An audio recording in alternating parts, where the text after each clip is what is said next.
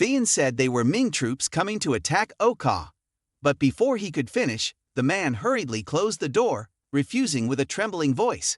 As the door was about to close completely, Lydiam reached out, grabbed the doorframe, and forcefully pushed her way inside. The old man, holding a kitchen knife, looked shaken as Lydiam pushed past him, and he dared not stop them from entering. Dang Thian Hung glared fiercely, causing the old man to tremble in fear and kneel down, dropping the kitchen knife in front of him. Inside that house, the old man's wife and children cowered in a corner, trembling with fear.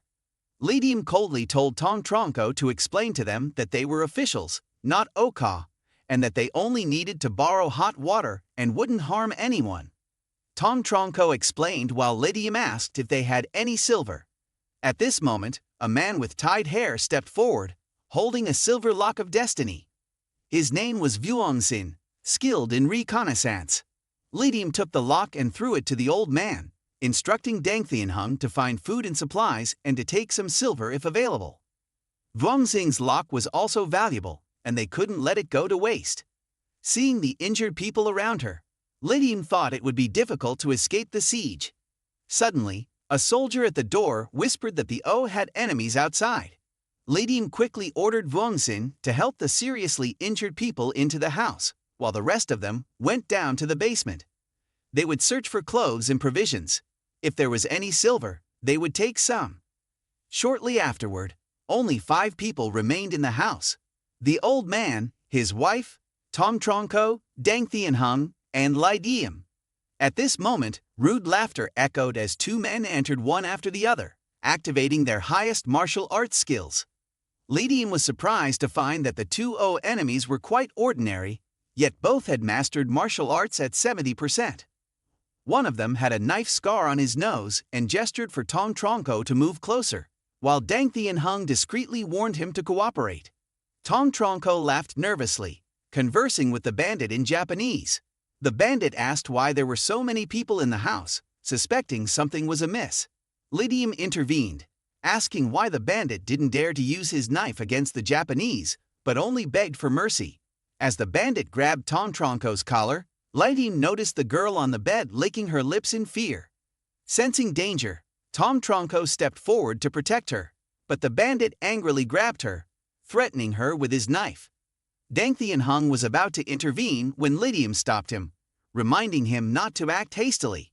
Meanwhile, the 2 bandits made advances towards the girl, and when the old man tried to intervene, he was kicked down.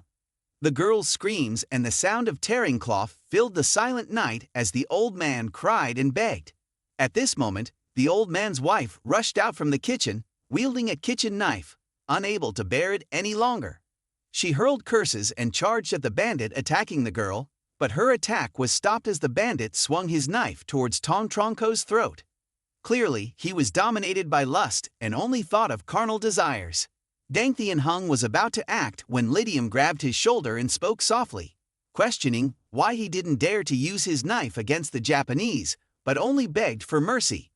As they conversed, the bandits made lewd gestures towards the girl, and when someone tried to stop them, they were kicked down. The sound of a sword resonated, and the bandits froze, seeing Lydiam holding a sword. In a swift motion, Lydiam struck down one of the bandits, causing the other to panic and reach for his gun, but his hand was caught by Dang Thian Hung. The sound of the sword echoed as blood splattered everywhere. Tong Tronco was thrown to the ground, bleeding profusely, and she was in danger of losing consciousness. In a blink of an eye, her head was slammed onto the table by Lydiam. Unable to bear it any longer, Tong Tronco cursed loudly. Lydiam kicked Tong Tronco away, stating that the lives of Damon's soldiers were more valuable than those of the Triusian people. Then, she pointed at the old man and questioned why he didn't dare to use his knife against the Japanese, but only begged for mercy. Afterward, Lydiam tossed Tong Tronco's gun to the bandit. Binwong handed Dang Thian Hung the Japanese knife, which he accepted, saying that while Oka was formidable, he preferred to fight alongside Damon. At this moment, a voice spoke up, its face covered and its left eye blindfolded with a red cloth. He introduced himself as Diu Chat, who had trained in the Oka style. Lydiam thought of the wound on Lao Diu's abdomen caused by a spear and couldn't help but worry. However, when Lao Yu confirmed that he was fine, Diem didn't hesitate to throw him a sharpened knife. Lao Yu was surprised at the quality of the knife, as only high-ranking individuals could obtain such weapons. He also wondered how Diem knew so much about the Occur bandits. Vuong Xin joked sarcastically, making Lao Yu angry. He boasted about his martial arts skills, but even so, he couldn't match the sharpness of Tonki's martial arts. Diem looked at the people she had saved, lost in thought. The 3,000 troops led by her father's trusted advisor were equipped with elite soldiers, despite any intelligence suggesting otherwise. Overconfidence led to the destruction of the vanguard. Most of the troops trained by her father's Ming army had been wiped out. 100 years of warfare was no simple matter. Reminiscing about the legendary generals of the Warring States period such as Haihachiro, Honda Tadakatsu, and Tromfi Napban. Diem coldly chuckled, clearly eager to test her own abilities. She asked Tong Tronco which route they should take to avoid enemy forces and head towards the river to relieve the pressure. Tong Tronco drew a map on the floor with water, explaining the route. However, Diem shook her head in disagreement. Though the longer route was safer, it would consume more energy. It was better to go straight through the Npson range, saving energy. Even if the terrain was treacherous, they could still resist cavalry and have a chance to fight back. When Diem mentioned crossing Npson, the girl carrying hot water whispered to Tong Tronco, noticing his increasingly uneasy expression. Diem asked him what the girl had said, to which Tong Tronco replied that she warned against going to Npson because it might be haunted. Unexpectedly, Diem's excitement grew at the mention of ghosts. As night fell beneath the snowy mountains, a white-skinned man retrieved a dead body, his expression uneasy. These were the fourth and fifth people to die after getting lost from the group. How would he report this to Kuroda? The body drifted away with the current, likely due to the actions of the Triushin guerrillas. Should they pursue? The man chuckled strangely, admiring the clean cut from the sword. He then mounted his horse, ordering 4 guards to follow him to investigate. Meanwhile, Diem had reached Npson, where snow fell, covering the giant footprints deeply imprinted in the snow. As they walked, the snow fell, and the sound of footsteps echoed. Suddenly, a village enclosed by a fence appeared. Diem suspected something amiss when they saw no signs of life in the village or any smoke rising from cooking fires. After a moment of contemplation, Diem led everyone into the courtyard, as they were all hungry and cold. Tong Tronco knocked on the door to ask for shelter. Surprisingly, a beautiful face peeked out from behind the door. The woman had long hair tied in a ponytail, her fair skin glowing like snow, bright eyes and white teeth, her slender figure alluring under a thin robe. Tong Tronco greeted her, and the soldiers looked on suspiciously at the appearance of a beauty in the wilderness. After a while, Tong Tronco returned, saying that the girl had allowed them to stay the night because she lived alone. Although Diem was skeptical, she still led everyone inside. The crackling of the fire made everyone feel the warmth. On the stove, a pot of boiling soup was simmering. Diem smirked at the large pot, wondering if the girl could finish it all. The girl laughed timidly and scooped out a bowl of hot soup for Diem, her slender figure enchanting. As she bent down to serve the soup, her thighs briefly appeared.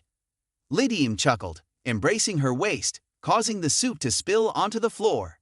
Living alone on the mountain must be very lonely, Diem said as she embraced the girl. Before Diem could finish her sentence, a noise interrupted them, and Diem's face was struck with a red mark. The girl ran straight into her room, locking the door behind her. After she left, Diem calmly ordered everyone to take turns guarding throughout the night, hoping to leave Npson before dark. When everyone relaxed, she warned them to be cautious and only drink the warm soup. Diem handed out bread for everyone to eat. The source of the soup was unknown, so it was better to be cautious. Diem's eyes glanced over the soldiers tempting the bread, feeling the weight of their trust. Despite not being as dangerous as the life-or-death arena, she couldn't afford to be complacent for a moment. Surviving in the arena relied on skill. To escape and survive on the battlefield required much more. Seeing a fire, Diuchat volunteered to find clean snow to melt for drinking water along the way. A farmer stood up, wanting to take Laudiu's place, but he was opposed and argued with. Diem stood beside them. telling the man to return before dark. When Lao Yu was about to go, Vong Xin ran over, handing him a gun to hunt wild animals. As Lao Yu ventured into the snow and wind, everyone enjoyed the peaceful atmosphere. Outside, the sound of horses trampling on the snow echoed, and the door creaked open as a young man in O attire was pushed in. Behind him were 3 guards wielding red swords who stopped outside. Tong Tronco approached to talk to them, while Dang Thien Hung whispered to Le Diem. Suddenly, the young man bypassed Tong Tronco, his face solemn, his voice trembling with excitement, asking if they were from Damon. Meanwhile, outside in the snowy terrain, Lao Yu aimed his gun at a deer observing them. After the gunshot, his expression became serious, no longer paying attention to the deer, but turning to see a man with a red sword strapped to his waist. His demeanor was cold, his eyes staring intently like a wolf. Slowly, he wrapped a cloth around his hand, gripping the knife tightly, his eyes fixated as he slowly spoke. "Oh, pirate!" Turning back to the house, the first to react was Vuong Xin, who rushed forward with his sword drawn, slashing swiftly like lightning towards the lead youth. Simultaneously, the 3 guards lunged forward, aiming their swords at the wounded person on their side. Dang Thien Hung quickly intervened, urging his comrades to step back. Both sides clashed. Immediately after, when Vong Xin's sword was about to reach the young man, his arms, legs, and neck were suddenly entangled by long black hair. A chilling sensation spread throughout his body, overwhelming him with immense strength and causing him to tremble. He released his grip on the sword just before it fell, and a red streak of light flashed towards Vong Xin's face. A resounding clash echoed through the air as the young man continuously retreated to evade the attacks. His trembling arms couldn't stop shaking, and gunshots rang out. Le Diem, holding the gun, aimed at the young man, the barrel still emitting white smoke. Seeing the shot not shattering the enemy's sword, Le Diem said lightly, "Nice swordplay." The young man laughed and said, "You've run out of bullets. Why are you pointing the gun at me?" But unexpectedly, flames spewed from the gun's muzzle, bullets flying through the air, and the scent of burning hair lingered in the atmosphere. Le Diem's calm gaze made it difficult for others to determine whether he had fired or not. Suddenly, the young man rushed towards Vong Xin and was grabbed by Dang Thien Hung, while Le Diem took the opportunity to pull Vuong Xin back. Vong Xin's face bore traces of blood as he narrowly escaped danger. Le Diem activated the most advanced martial arts techniques, and the red-armored warriors, known as Sikbi fighters, joined the fray. Meanwhile, the elegant young man, Kobayakawa Masakazu, used his ability to summon a female ghost to attack. This strange technique surprised Le Diem, but Kobayakawa Masakazu became even more agitated. He didn't expect the Ming guns to be so advanced. Le Diem's hand tightened around his sword, and his eyes gleamed with anticipation as he seemed to conceive a plan. The Ming army had not yet reached the Binwong Pass, and they were regarded as remnants fleeing the battlefield. Dang Thien Hung spat on the ground, shocked by the fluent Chinese of the Japanese. Kobayakawa Masakazu stepped forward, his gaze sweeping around. "Your comrades are seriously injured." Le Diem raised his gun higher and spoke softly, "It's easy to underestimate me." Kobayakawa Masakazu laughed arrogantly and asked, "Then why don't you shoot?" Le Diem followed through, turning his gun towards the furthest Exijbe warrior. Before the bullet hit its target, it was deflected by a dark figure and struck the shoulder of another soldier. Seeing his comrade fall, Kobayakawa Masakazu angrily called the girl to return, but Le Diem had already thrown away his gun and drawn his sword. He ordered everyone to attack, and Kobayakawa Masakazu reluctantly ordered his men to encircle him. Le Diem knew the secret of the ghost summoning technique. Le Diem knew the secret of raising demons while shooting towards Kobayakawa Masakazu. This kid is almost invisible, but when shooting away from him, the speed slows down. Basically like 3 wand beams attacking directly. One is like magic at a deadlock. The black-haired woman was crawling on the beam closer to Le Diem. Downstairs, Le Diem and Kobayakawa Masakazu were still struggling. Both wondered, "I don't understand why my people went out. Haven't come back yet." The two sides seemed to realize each other's thoughts. Simultaneously looked at each other at this time. The woman with white hair like a werewolf crawled across the floor. Withered hands reached towards Vuongsin. When about to capture one, the white hand held her hand. Moment later, she was hugged tightly by the Kia woman. Her empty eyes suddenly lit up. Kobayakawa Masakazu paid no attention to the waiting girl. The subordinates returned to break the siege. Meanwhile, Diem panicked a bit, clearly worried about Cho Ladiu. He decided to go first. War is about to break out. Then suddenly the sound of shoes rang out at the door, attracting all eyes. It's Ladiu covered in blood. The hand held the head with wide eyes. He said hoarsely, "Laitonki, the Japanese army has gone up the mountain." Last, when everyone lost focus because of Ladiu's figure, Diem did not hesitate to pull the trigger. Fire shoots out, hit the organ of a guy next to him. Kobayakawa Masakazu saw teammates fall. Kobayakawa Masakazu angrily called the girl back. Diem threw away the empty gun, picked up the sword and gave orders. Everyone rushed up. Kobayakawa Masakazu also drew his sword. Lead as the rest into battle just fought. Dang Thien Hung's sword was cut in half, shouted a soldier throwing the sword in his hand. Chu Dang Thien Hung. The sword rotates and rushes towards Dang Thien Hung to receive it. Fighting with Sikbei, both sides fought fiercely, but all of Dang Thien Hung's attacks were all helped by Xichbi. Thien Hung bowed low. Rushing forward, the blade swept across the enemy's waist. Although the moves are fluent, but still no injury. On this side, the Hong long sword collided with the Japanese sword. Makes a terrible sound. In the light of the sword and the shadow of the blade were countless murderous auras, and relentlessly pressed the attack, forcing Kobayakawa Masakazu to defend himself. Though Kobayakawa Masakazu appeared surprised by Diem's extraordinary strength, he continued to fight back, his trembling hands struggling to keep a grip on his sword. He was taken aback by the immense power of Diem's attacks, which pushed him further and further back. The overwhelming force almost caused his sword to slip from his grasp, but he seemed oblivious, laughing strangely.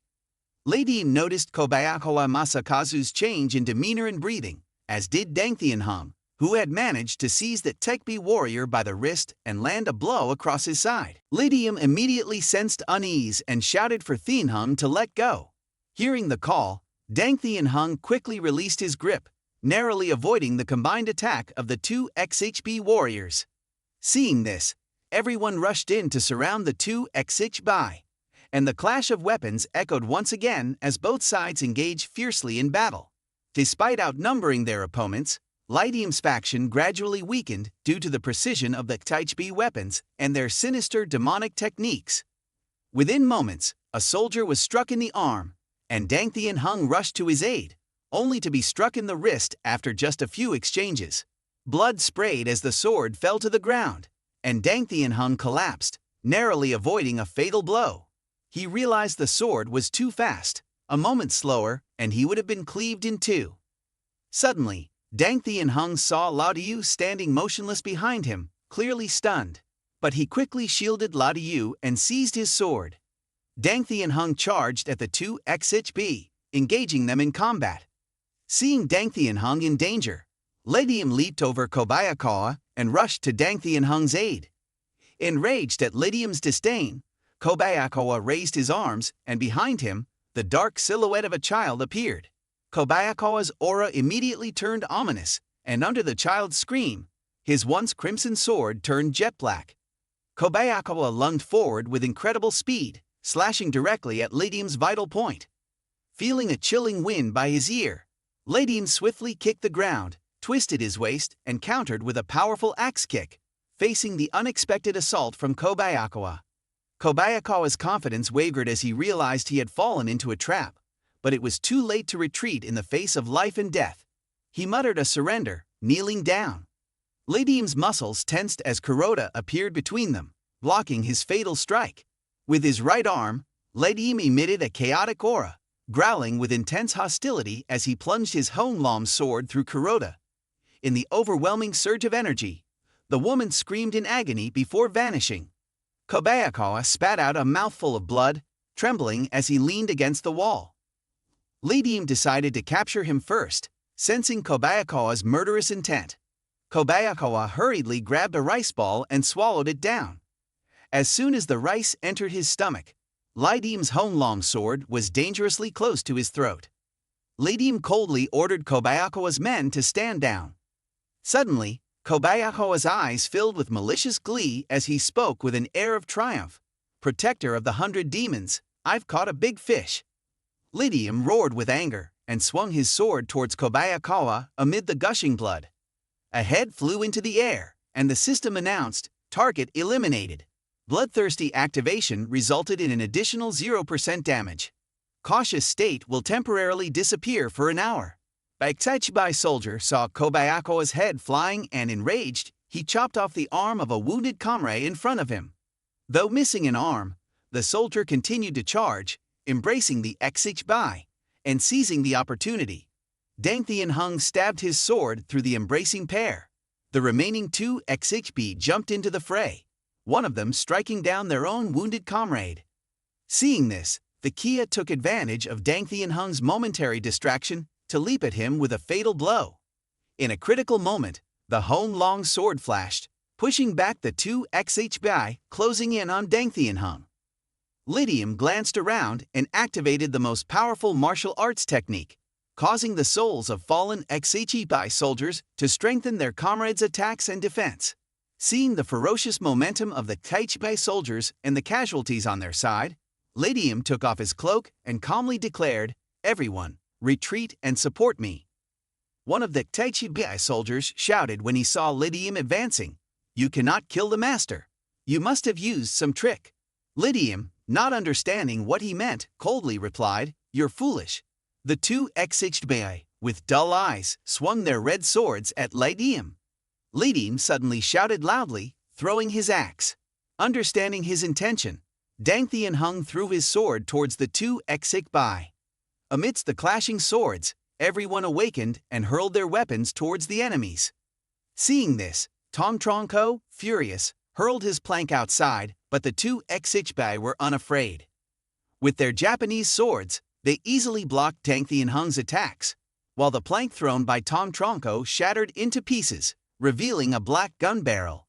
Tom Tronco aimed directly at the 2 fighters, and 2 gunshots echoed as blood sprayed, both Baikichibai collapsing to the ground. After the chaotic battle, Diem leaned against the door, contemplating the next steps, while Diem Than knelt beside Diu, who was gasping for breath, calling out to Diem. Diem looked at the bleeding wound on Diu's abdomen in silence for a moment. Diem Than, with a hint of anticipation, wanted to ask Diem something but hesitated. At this moment, Diem looked at the gift from Mac, which was Than Hai Triwayat, a ointment that could warm cold weapons, partially neutralize the Longoki national fate, or the protection of gods and demons, rendering the Lord ineffective against officials of the Ming dynasty with ranks of 3 or above. The second item was Kung Ki Hayat for horse feeding, temporarily increasing the speed and stamina of the horse and providing immunity to high-level artillery from exotic animals, with a maximum of 10 Diem Phu points without limit, which could cause the horse to die from overdosage. The third was Theo Hondan, used when close to death, stabilizing wounds and fully recovering within a year, though the breath would be weak for 3 days afterward and movement impaired, unable to treat special injuries, with a maximum of 200 Diem Phu points and 2 tablets.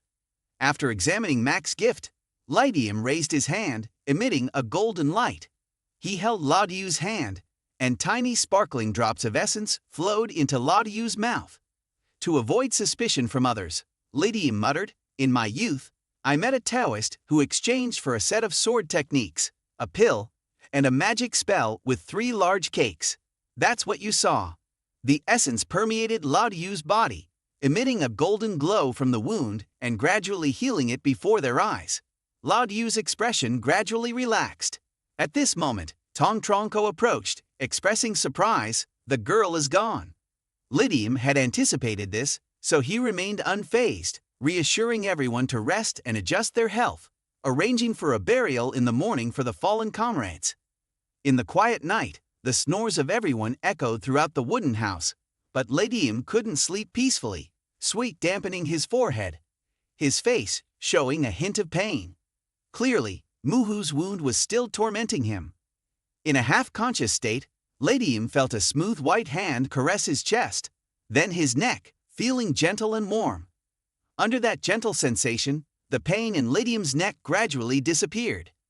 Not far away, Vongsin also had a strange dream. In his dream, a white-clad maiden appeared, bowing apologetically for injuring him before disappearing. Suddenly, Diem Than shouted, "There's a ghost!" awakening everyone. They found the wooden house gone, replaced by the ruins of an old building. Everyone was puzzled. Vongsin guessed it might be a divine spirit, appearing different from before, much healthier than the tired appearance from yesterday that had led Diem Than to joke about him being half-dead yesterday but cheerful today, denying it with a bright smile. Meanwhile, Diem, calm and silent, touched his neck, then stood up and asked Diem Than, "How long have we been asleep?" Diem Than replied, "Just over 4 hours." He shivered, saying, "There really is a ghost on Npson Mountain." Diem closed his eyes, recalling the image of the beautiful girl pouring him soup, making Vongsin blush. Vongsin handed Diem the bowl, saying embarrassedly, "Try the soup I made." Then he smiled. At this moment, Tom Tronco was searching the body of the Japanese man and suddenly remembered something. He ran to Diem and urgently asked about the identity of the young man. Diem put down the soup bowl and replied, "The XHBI serve as bodyguards. His status must not be low."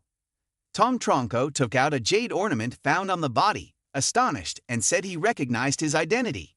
Diem happily turned to Tom Tronco and said, "We've made a big contribution. At least we'll be promoted."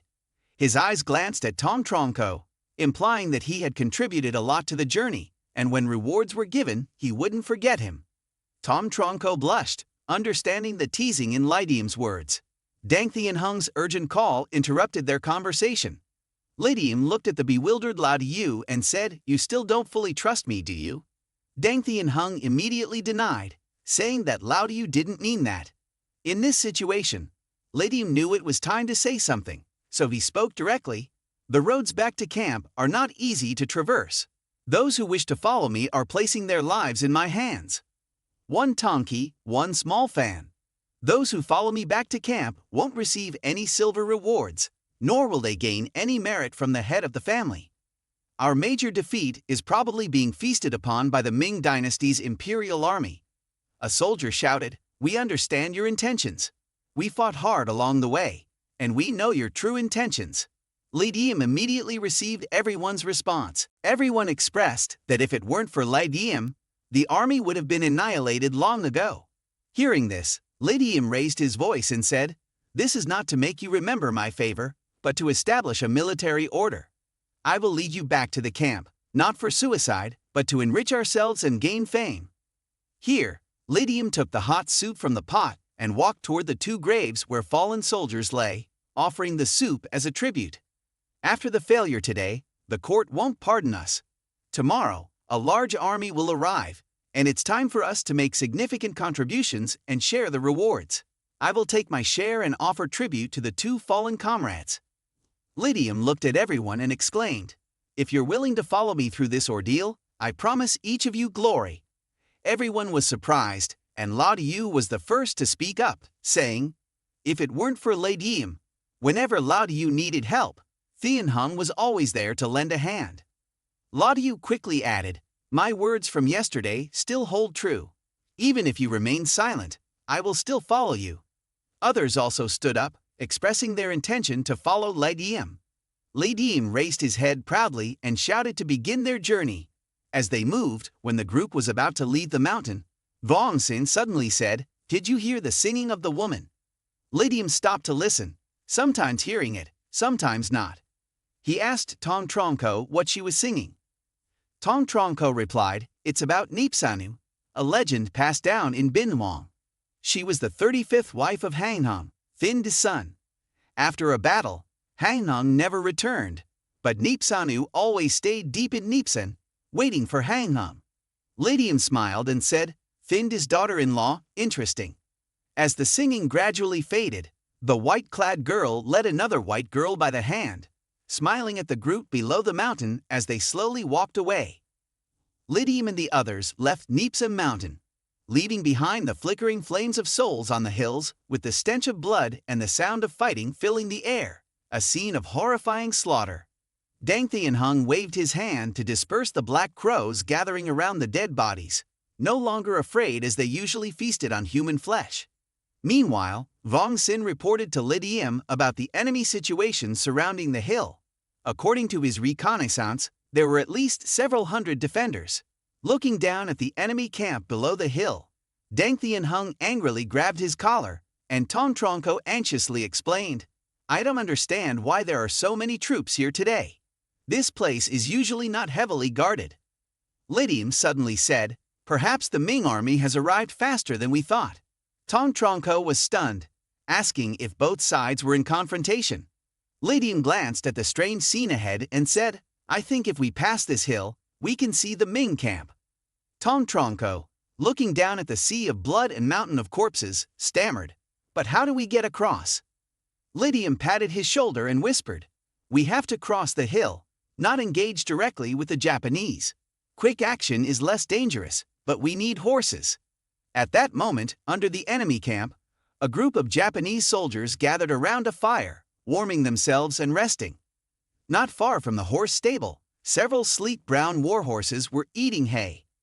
Diem put on his red armor and calmly looked at the flames in the enemy camp. Hearing Diem's words, Diu was amazed, and Tongki solemnly said, "You're serious, aren't you?" Diem held a grenade in his hand and said, "Kill people, seize horses, seize armor. These are the things I've taught you must remember. Your lives are in your hands."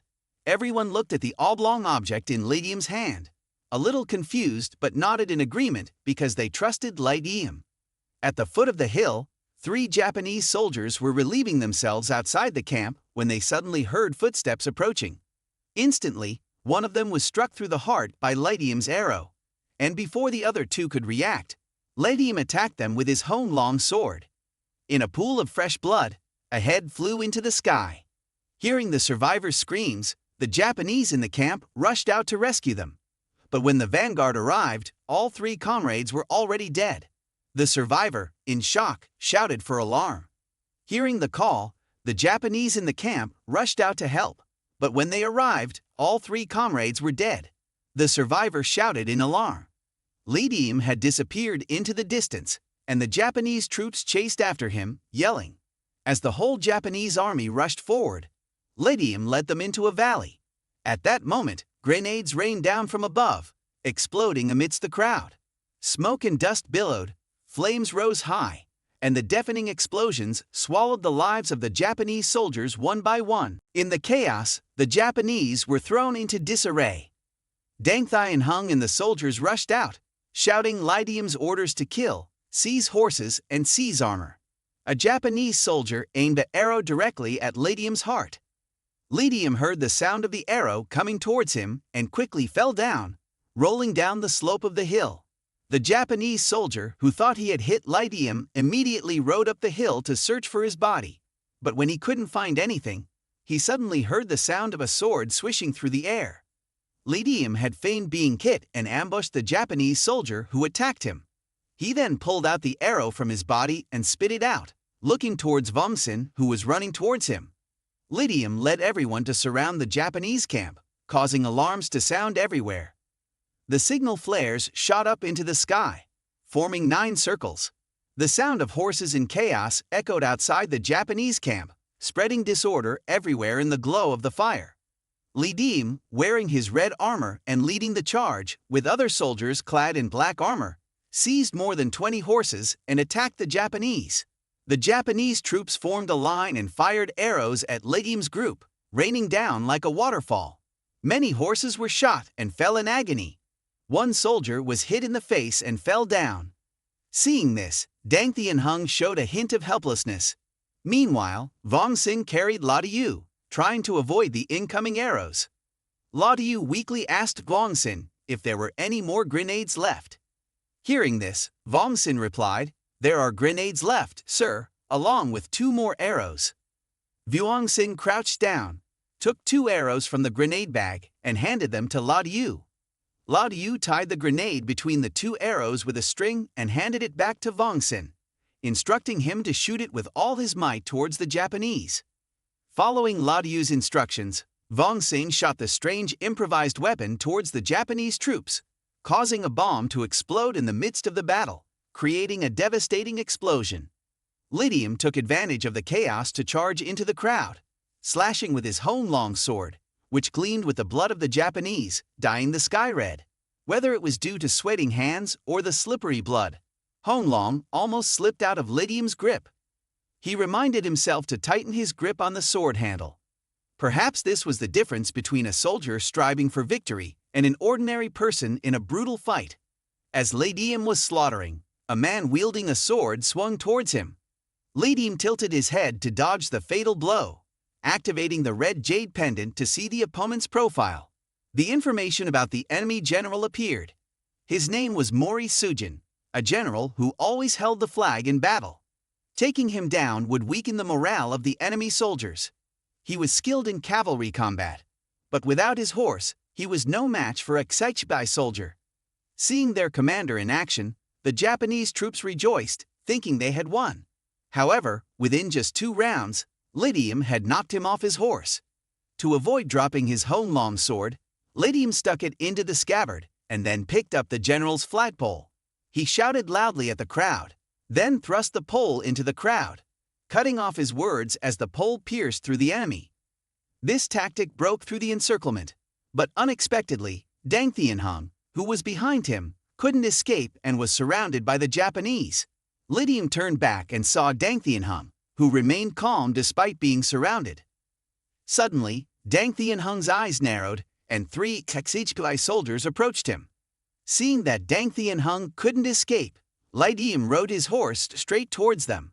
In all directions, it seemed Diem was about to be surrounded, but he charged forward with his spear. When the first enemy blocked his spear, he exerted force to push the man away. With cold eyes, he swung his spear to cut off the enemy's weapon, then turned the shaft to strike the attacking enemy before knocking him off his horse. Taking advantage of the chaos, Diem lunged his spear into the neck of one enemy cavalryman, then let go of the spear to continue riding. As he passed the enemy, he grabbed the shaft of the spear and pulled it out of the man's neck, causing blood to splatter. At this moment, the Japanese saw Diem's bravery and prowess.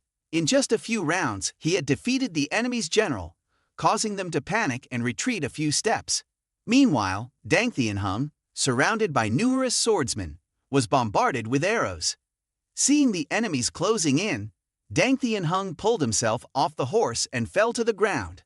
The horse neighed in pain, and blood sprayed out as it fell down, killed by the many arrows. Dang Thianhung decided to pick up a long sword lying on the ground. As a swordsman approached him with a spear, Dang Thianhung lunged forward, aiming straight for the man's head.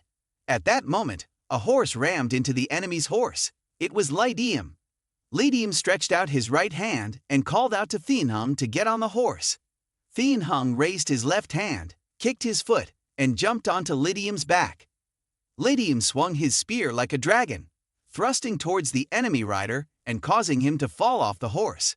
He then jumped onto the enemy's horse, beckoning Dang Thianhung to climb up. Thianhung trusted him and leaped forward. Diem calmly pulled out a small vial from his pouch, poured its golden liquid into the horse's mouth, and the exhausted horse suddenly became excited, emitting golden rays from its eyes. The aura of a king emanated from it, causing the surrounding horses to retreat in fear. Smiling at the sight of the horse under him, Diem said, "Kumkihayad is truly useful. There's no time to hesitate anymore." Diem then turned his spear and broke through the encirclement. At that moment, the crowd around Diem became agitated. He looked back in the dust and saw a young man wearing silver armor and a golden helmet, wielding a long spear about 1.7 meters long, charging towards him and his horse, causing them to fall. Diem's eyes gleamed as he exclaimed, "What a splendid warrior's spirit!" The other man, seeing Diem dressed in red armor, mistook him for a Japanese general and smiled. Without waiting for Diem to speak, he immediately rode towards him, and the sound of metal clashing echoed as they engaged in combat for a few rounds. After a few rounds, the man began to recognize Diem's fighting style and was curious. Just as he was wondering, Diem laughed and clarified that he was on the same side. The young man understood his mistake and praised Diem's bravery, bowing to him in respect. Diem humbly returned the gesture. Phu Vuv and Tonki followed Diem as he led his comrades back to the camp. Seeing this, the cannons were brought out, and the cavalry was ready to encircle the Japanese man. The young man asked Diem if the enemy they had attacked last night had been defeated. Diem smiled, expressing his desire to destroy the enemy completely. He then raised his spear and exclaimed that on the 10th day of the first lunar month, the army must attack Binwong. He urged his comrades to kill all the Japanese and cook them like pigs. Immediately after, thousands of soldiers rushed into the enemy camp. After defeating the Japanese raiding party, the battlefield was filled with corpses, and the moon was obscured by mist and fog covering the area. Diem stood on a hill, overlooking the spiral formation of the Japanese army. At the center of the spiral was a red demon 8 feet tall, with silver hair, red skin, pointed ears, and red eyes, sitting with 2 hunting dogs in hand. His body was covered in black burns from gunpowder. At that moment, the general who had helped Diem in battle shouted, and a squad of black-armored Ming soldiers, armed with bows and arrows, advanced towards the demon, aiming their arrows at him. They stretched their bows, targeting the white-haired demon. Sensing the danger, the demon charged towards the soldiers, causing chaos among them. The general raised his hand to command the virtual swordsman to attack. As the swordsman attacked like a storm, the demon roared in anger, but was eventually overwhelmed and collapsed in front of everyone. His gigantic body fell, and people wondered what kind of monster he was. Despite being pierced, his skin regenerated. It was said that he crawled out from a pile of corpses. Some even said he was a Japanese commander transformed into a demon. While people were discussing, the general approached the demon again. Suddenly, the demon opened his eyes wide and launched a fierce attack, but his eyes changed as he was about to strike. Behind him appeared the shadow of a giant black bear, and the bear attacked with its claws, tearing open the demon's chest. Roaring in pain, the demon collapsed and the general turned and walked away, leaving the battlefield. From his vantage point, Diem witnessed the exciting scene and remarked that the long oki was truly fascinating. Meanwhile, in the tent, the Ming general, Lin Yutum, along with his aides, analyzed the situation. They discussed Toyotomi Hideyoshi's mobilization of nearly all of Japan's military strength, estimating at least 10,000 troops from 9 army divisions. They noted that despite internal conflicts, Japan's military strength remained formidable, with experienced fighters like Oka. At that moment, a messenger burst into the tent, praising Lin Yutum. The general coldly looked at his grandson and asked if the news was true. Next to him, a young Taoist bowed respectfully. The messenger confirmed that the Japanese commander on the hill had been completely wiped out. The young man continued, mentioning a red gem that had been sent as a token of gratitude, and handed it to Lin Yutum. Lin Yutum examined the gem and glanced at the young Taoist, who seemed to be pondering something. Diem was applying a wet cloth to his face nearby, while Dang Hung bandaged his chest, laughing happily. He whispered to Diem, asking how they should be rewarded. Diem looked at him and asked what he wanted. Dang Hung raised his hand and said slowly, 4 XP warriors, plus the son of some lord, and such great service, a reward is in order. Even the backhoe wouldn't be too much. At that moment, Tom Tronco calmly took a sip of hot porridge and remarked that if all his subordinates were like Dang Hung, the Japanese would have been defeated long ago. Vongsin also spoke up, noting the great respect the general showed towards Diem. He inquired about the identity of the general. The Ming guerrilla general, Tham Hakangan, was leading the vanguard this time and was the grandson of Lin Yutum. Even Lao Yu, who was almost nodding off, showed interest. Lin Yutum, the general of the Ming army, had heard of him for a long time. Nin Hati Boibai, a contemporary famous general, was his alias. Just then, a gust of cold wind blew through the tent as a man in gold armor and a gold scarf walked in. The stern-looking man asked, "Who among you is Tom Tronco?" Diem, who was shirtless and sitting on a chair, his black tattoos visible on his shoulders, with sharp eyes, looked at the man and asked, "What are you looking at?" As he finished speaking, the tension in the tent escalated. Immediately, Diem's expression turned cold. Tong Tronco, laughing heartily, hurriedly interjected between the two and declared, "I am Tong Tronco." The man stared at Diem for a while before speaking again, "Is the Admiral here?" Tong Tronco quickly responded and followed the man out of the tent. As the two left, a boy around 13 or 14 years old, with a refined appearance, stood at the tent's entrance. He wore a gray robe and a wooden hat. Slowly lifting the tent's curtain, he asked, "Is this Lai Tongki's tent?" Before he could finish his sentence, Dang Thien Hung's voice boomed from inside, questioning the situation. Startled by Dang Thien Hung's voice, the boy sat down in shock. Dang Thien Hung, noticing the child's fear, asked where he came from, causing the boy's eyes to well up with tears. Seeing this, everyone felt ashamed. Diem sighed, approached the boy, and asked gently, "Little sorcerer, what's the matter?" The boy wiped away his tears and asked timidly, "Are you Diem Tongkai?" Upon receiving Diem's confirmation, the boy stood up straight and respectfully greeted him, praising his courage and leadership.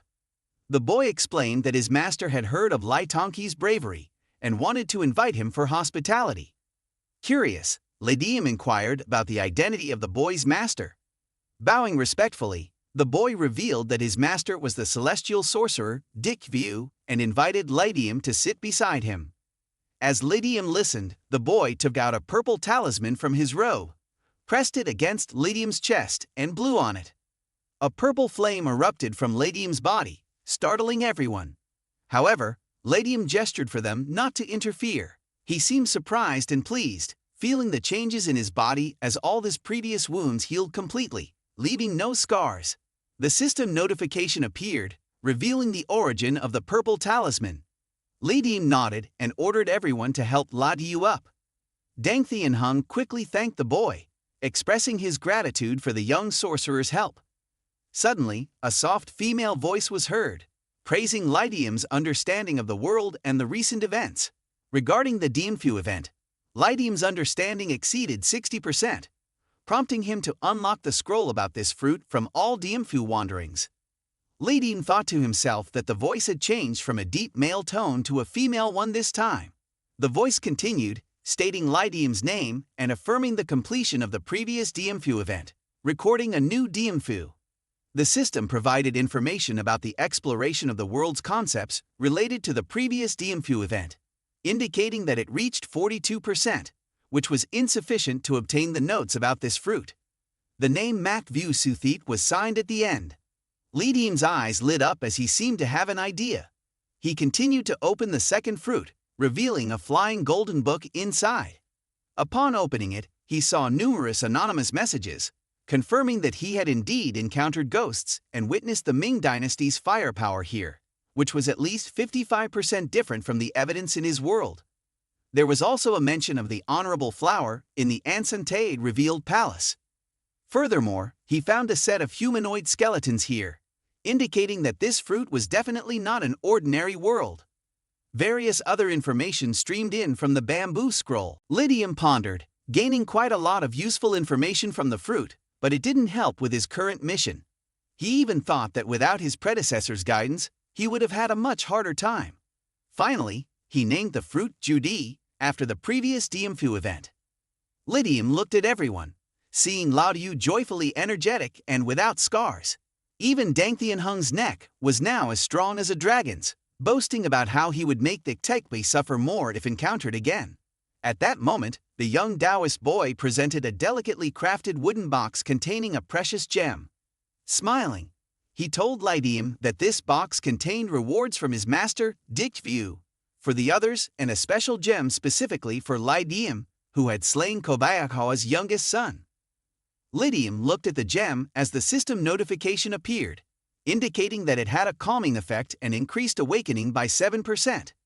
Diem thought to himself about the celestial sorcerer of Longosen and why he had followed the general army, as well as why he, a disciple of the celestial sorcerer, came to reward him. He was skeptical but opened another box that emitted a dazzling golden light, revealing numerous gold coins inside. After accepting the gold box as the boy left, Diem turned to Dang Hung and said, Hung, distribute this gold among everyone. Dang Hung nodded and Diem did the same. Back at Npson Mountain, I said my share would go to those who sacrificed, Diem said before leaving the tent. Inside, everyone looked at each other nervously, swallowing hard as they watched the gold box being carried away. Outside, Diem examined the powerful gem and received a system notification indicating that the awakening speed of his Kudaryuchi Lin was now 16%. Its current state was described as follows: enhanced speed and agility by 160%. An upgrade of 10% breakthrough in the Kudaryuchi Lin's abilities, with special attributes achieved in blood essence, effective range of 10 meters. Diem pondered over the entries in the exploration journal and found mentions of Longoki, not just exclusive to Damon, but known by different names. For example, the demonic power within Kobayako's bloodline was also a form of Longoki. Killing those with Longoki would trigger the appearance of Longoki in the purchasing power, but the options were extremely limited and dangerously powerful. Diem then headed to a common eatery in Than Tukshao. As Diem observed the people around him, lost in thought, a man appeared in the tent who had earlier faced Diem. The two exchanged intense glares. Suddenly, Thamhakmeon stepped out from behind and patted Diem's shoulder warmly, calling him brother. He calmly stated, Admiral Diem, I bring greetings from the general. The spoils you and your comrades obtained have been adjusted and presented to the admiral. The man introduced himself as Tham Chuangquan from Heijiang. Tongji, also known as Tongji, was then introduced as the vanguard on the right wing. As Tongji remained stiff-faced, Diem initiated a respectful bow. Thamhakmeon, sensing the tension, explained Tongji's stern demeanor. Diem acknowledged Tongji's integrity, stating that straightforward communication with someone like him required no extra effort. Meanwhile, a subordinate whispered something to Thamhakmeon, whose expression changed. He gestured to Diem and Tongji, indicating that they would continue their conversation later. Observing the two depart, Diem thought about the discoveries in his exploration journal, including references to Longoki. Despite Damon's comprehensive examination system, achieving imperial recognition through the examination was impossible. Many influential figures didn't need scholarly qualifications to obtain power and status. The next day, the streets of Tan Tukcha were filled with displaced people from Triuchin. Diem entered a humble eatery, ordering a meal and paying generously. However, when he tried to pay, the owner refused repeatedly. Diem slammed the coins on the table and took his food to a nearby table, inviting an old man to join him. As Diem ate, he noticed a dark corpse without a head drifting past the street corner, followed by the sound of a roaring gate and the headless dark figure running ahead, chased by Thamhakmeon and his cavalry. The creature grabbed a refugee, twisted his neck, and threw him towards the pursuers. Thamhakmeon swiftly dealt with the situation, and Diem borrowed weapons from an old man and faced the creature. Activating his Yemthe Kui Thi technique, Diem transformed using the Shintoism technique, enhancing his strength and agility by 160%. With lightning-fast strikes, he swiftly disabled the creature's arm, successfully defending himself. Diem retreated hastily as Thamhakmeon shouted. Diem quickly jumped back 3 to 4 steps to avoid the creature's blood. He was startled to find that his sword had been corroded by the creature's blood. 2 out of 3 looked at the creature, which had lost an arm. Diem evaluated the situation and decided to use the Mao inheritance technique, aiming to break the creature's limbs. He had to find a way to break the creature's arm or leg.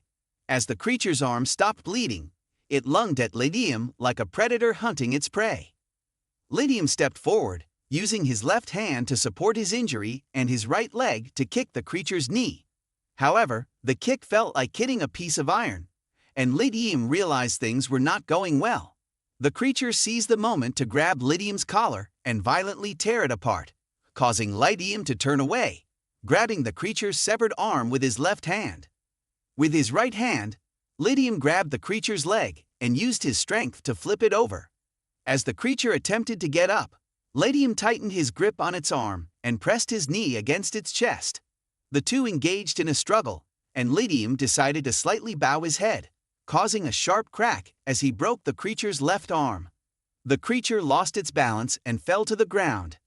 Suddenly, the creature's entire body changed, emitting a trembling aura. Its blood seemed to ignite, engulfing its body in flames. Diem smiled and mimicked firing a gun with his finger, causing the creature to collapse. The system notified him that the creature had reached the death threshold, and the total damage had increased to 142%. The target was dead, and the progress of the Diem Phu event had increased. Diem approached the old man apologetically, acknowledging that he had damaged the old man's weapon. The old man chuckled lightly, accepting the broken sword, praising Diem for his skill. Suddenly, the tattoo on Diem's chest heated up, and he turned to see a shadowy figure appearing behind a dead body. The figure held its head, groaning in pain before gradually disappearing. Diem thought that the creature hadn't touched him, and the chaotic state of the tattoo had not been activated. Looking back at the old man, he saw a golden peacock flying up, then disappearing. The system revealed that Longwoki Kong Tuok Tam Pham Duong Tru had ignited into flames, burning the dead body. Tham Hakngan rushed back, bowing respectfully to the old man, inquiring about the situation. Tong Dung Swam, Tham Hakngan's assistant, provided some information before turning to Diem, asking for his name.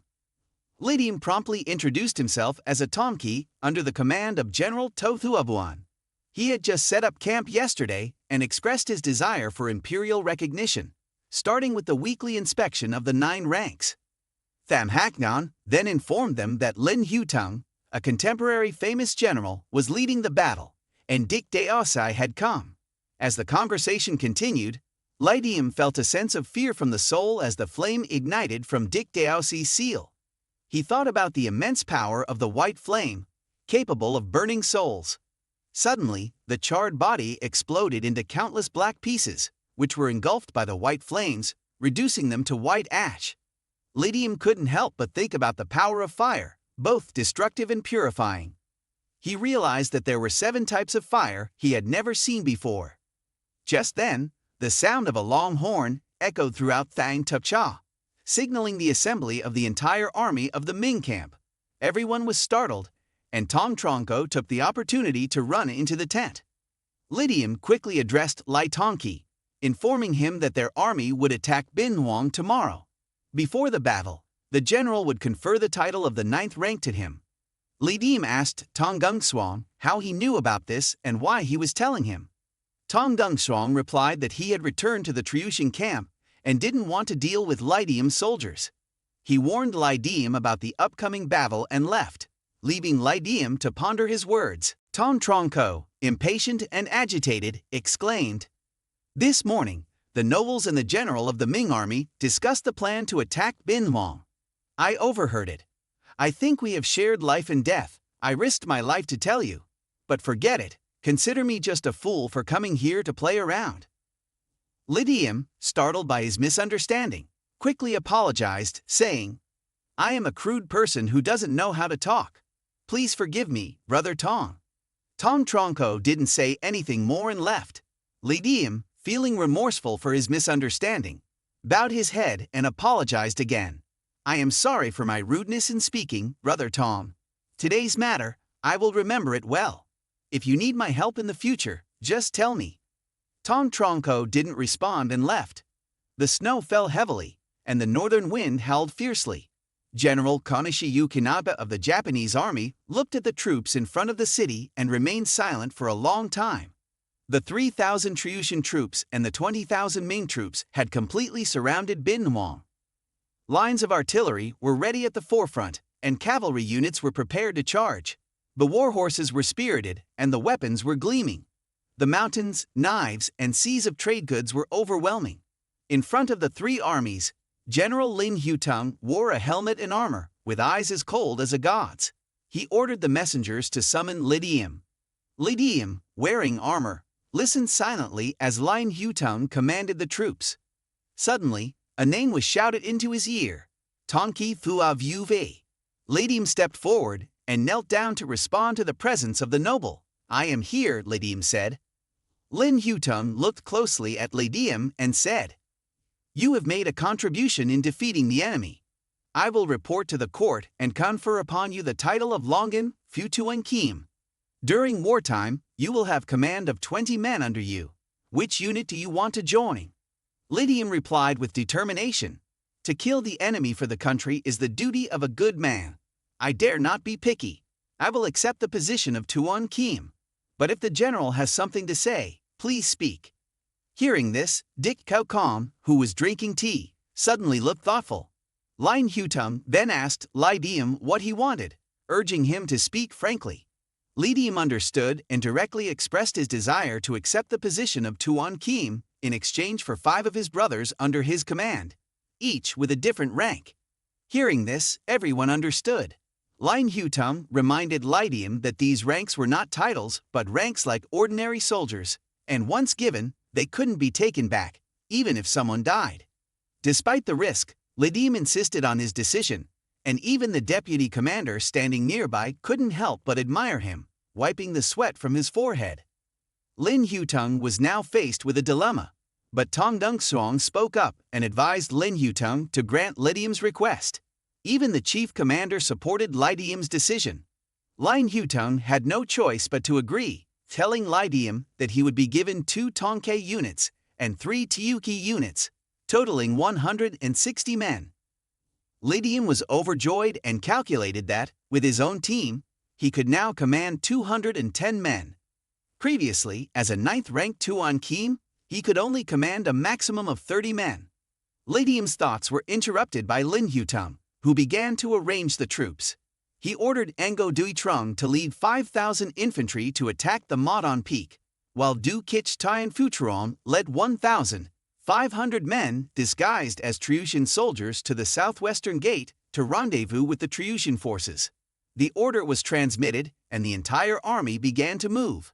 Lin Hutung whispered to Tham Hakngan, predicting that Konishi Yukinaga would launch a night attack on the camp. He instructed Tham Hakngan to lead 800 fire troops to counterattack on the left and eliminate them. Then, Lin Hutung looked at Diem and ordered him to accompany Tham Hakngan on the mission. Diem immediately bowed in compliance with the order. At midnight, the Ming army camp fell silent, and torches on the ramparts flickered. The huge flag of the Ming army fluttered on top of the column, shrouded in darkness like ink. Hundreds of Japanese warriors, armed with swords, spears and bows, crawled on the mountain slopes. The faces of the warriors were dark and fierce, the subordinates of Konishi Yukinaga. Fujiwara Yoshimoto, with a solemn face, aimed his long bow with 3 arrows at the Ming flag in the distance, then let go. The first arrow extinguished the torch, the second arrow extinguished the fire, and the third arrow flew straight towards the large gate. Suddenly, a short horn sounded, and the arrow pierced the flag, splitting it in 2. Phuktuk Nyan realized that he had fallen into a trap set by Tongyi standing on high ground. He was amazed at the bright eyes of Tongyi, standing far away with a cold smile. The Ming soldiers surged forward like a tidal wave from both sides. Fujiwara Yoshimoto realized that they had no intention of close combat and suffered heavy losses from the sudden attack. Now, retreating would mean losing half of his troops. Thinking so, Fujiwara Yoshimoto immediately ordered a retreat. But at that moment, the sound of horses neighing echoed from behind. Diem, clad in armor and wielding a spear, along with the cavalry, blocked Fujiwara Yoshimoto's retreat path. It had been nearly 8 days since the events at Diem Phu, and now Diem commanded over 100 troops. The extent to which he could go in this event depended on this army. Seeing that Diem had blocked the Japanese army's retreat path, Tham Hakngan ordered the spear troops to advance, gradually encircling the Japanese army. Sensing the ripe opportunity, Diem shouted for the cavalry to attack as ordered. A wave of cavalry surged down the hill, piercing through the Japanese soldiers continuously. Numerous Japanese soldiers fell, one after another, under the onslaught. Fujiwara Yoshimoto rushed forward with his long sword towards Diem. Diem activated his most powerful skill, the King Hong Nat Fiend system, which appeared before him. The system analyzed Fujiwara Yoshimoto's combat skills and noted that he was a skilled cavalry general with a proficiency of 76%. His specialized skill was the Dai Thi Dai Kui Tram, and he was noted to be a close combat fighter under the Lord's command, also a noble with considerable strength. He possessed the ability to use demonic aura to mitigate damage to a certain extent during battle, but it could also be used to increase offensive power. He clearly belonged to the elite. Suddenly, Fujiwara Yoshimoto let out a loud roar and swung his great sword towards Diem. Diem had been numb for a long time, but he still felt the sensation since enhancing himself. Whether it was the dragon armor of Damon or the demonic power of Nat Ban, they were essentially the same, a peculiar product characteristic of this Diem Phu fruit. The dragon armor was a mysterious and extraordinary system, according to the discovery records of its inheritor. Obtaining the dragon armor would be like adding wings to a tiger. This time he went out. He should at least achieve the title of Tong That Pham, Grand Marshal. At this moment, Fujiwara Yoshimoto swung his sword towards Diem's vital spot. Diem had been tense, and the reins trembled like lightning. In just a blink of an eye, the spear continuously stabbed. Fujiwara Yoshimoto's body was covered in silver, and blood gushed out from his head, chest, and thighs. In an instant, he had been pierced with 7 or 8 bloody holes, and his sword broke. Fujiwara Yoshimoto collapsed to the ground, lifeless, without a breath. Diem sheathed his bloody spear, and his horse neighed loudly as they charged back into the battle. Meanwhile, atop the walls of Binwong, thousands of soldiers stood guard, but there was no sign of the Ming army within the city. It was as silent as hell. Konishi Yukinaga had stayed up all night, pondering how to break the siege on the Modon Peak. The morale within the city was low, and the supply lines from the island of Geoge were cut off. The food supplies were scarce, and Fujiwara Yoshimoto's troops were useless. The supply routes from inland Triushin were almost lost. At this moment, a voice interrupted Konishi Yukinaga's thoughts. "Hey Konishi, are you taking a nap under the moonlight?" A young Japanese monk, with a sword on his shoulder, appeared at the gate. Konishi Yukinaga was startled. "What are you doing here, little devil Kuroda?" he asked. The monk tossed the head of a monster towards him and said, "These are becoming increasingly common within the city. You have to ensure the safety of your subordinates, you know." With a sneer, the monk continued, "Especially those idiots who only know how to cause trouble for me, like Endu and Sakta. If we chop off their heads, we'll be much more comfortable. This is Kuroda, the deputy commander of Konishi Yukinaga." Kuroda tilted his head and sat down opposite Konishi, saying, "To put it bluntly, Konishi, can you figure out a way to get me out of Binwong?" Hearing this, Konishi Yukinaga became angry but restrained himself and asked why. Kuroda picked up a piece of dried meat and chewed on it before continuing. "Of course, it's because of the danger. If the city is taken, the Ming troops will stay here. If they're not shot by cannons, they'll be beheaded. The old men will either cut their bellies or commit suicide. I don't want to die on the battlefield. In short, if the city falls, I'll slip away alone." Hearing this, Konishi Yukinaga was angry but tried to suppress the feeling of failure, saying slowly, "Damn it! If we can't hold the city, I'll help you break out of the siege. That Kobayakawa brat is dead, so you can't die." Hearing this, Kuroda didn't stay any longer and carried the monster's corpse out.